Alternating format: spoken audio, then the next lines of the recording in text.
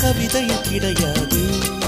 அட காதலிக்கும் ஆட்கள் போல கவிஞர்கள் கிடையாது.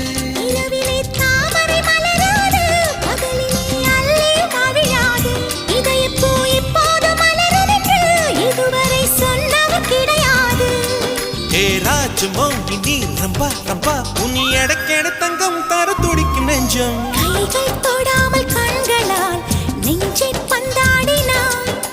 ரத்தம் வராமல் பார்வையால் என்னை துண்டாடினாய்.